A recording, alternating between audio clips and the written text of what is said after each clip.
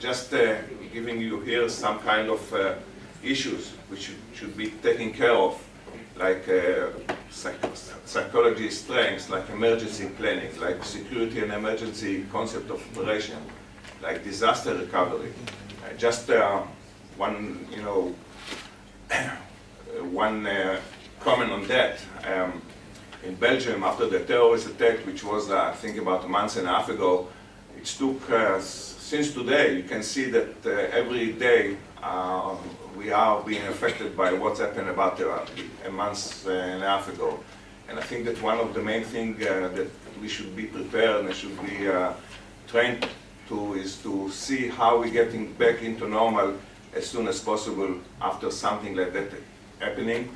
And it's not easy to train people, and it's not easy to get into that, but it's something that if we want to have a real answer for what is behind us, this is something that we have to be prepared for.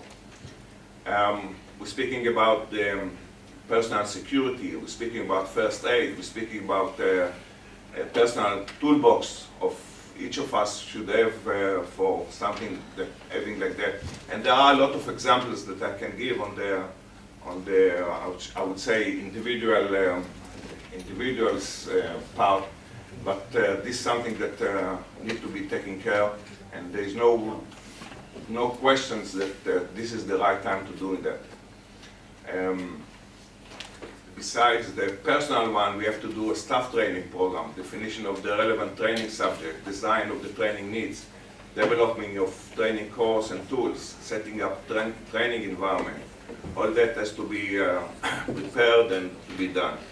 On the port-based layers, we're speaking about physical means like fans, cameras, electronics, which today you don't see much of them, but it's getting more and more on the ground.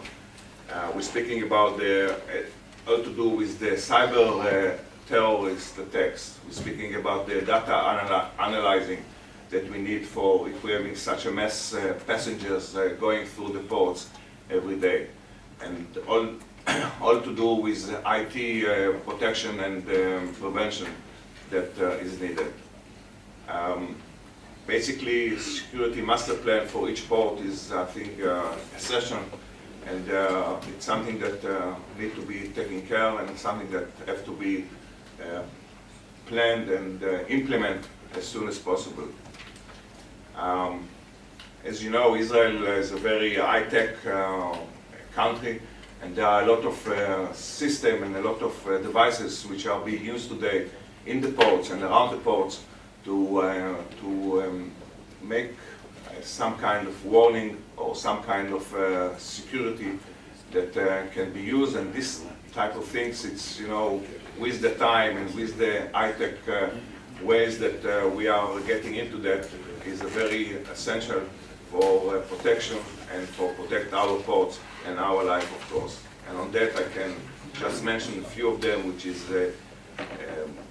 UUVs, crew identifying verification tools, dynamic surveillance, explosive detectors, IT supported data profiling, and so far. So that's basically what I have to tell you, and hopefully we're not going to get into too much of those acts in the future, but I think that we have to be prepared, and as soon as we will do that, it should be better for us. Thank you.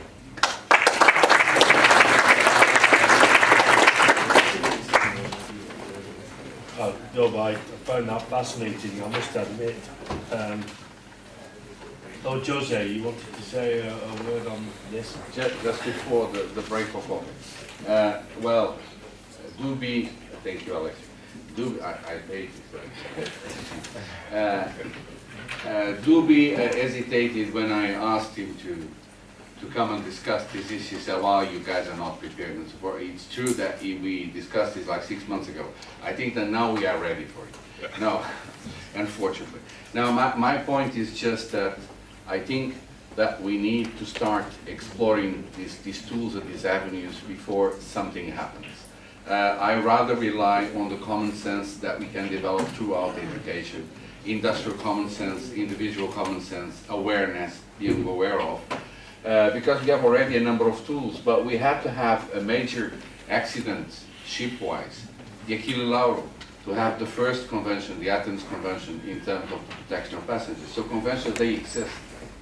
Our role here is not to try and make a new convention, a new regulation. Our role here is to try and use this platform to aggregate people and provide speedy, common sense solutions that can illustrate this. So one of the things that I hope will come soon is a platform on security, because namely for ports and very large ships as being strategic industrial locations that nowadays are being, you have a lot of drones flying through nuclear stations and so forth and so on, not creating trying to create panic or being paranoid about it. The thing is awareness and what we are ready to do. And we hope that we can, even if EMSA is not dealing with security directly, but with safety. But the two things are very much associated in certain areas. So it will be very nice if we can develop together a platform to provide some awareness and some training in security procedures, namely for ports and for large ships. And I challenge EMSA to be a partner. Okay? Thanks very much. Right, well, we'll break for coffee now, back at 11:20, so please.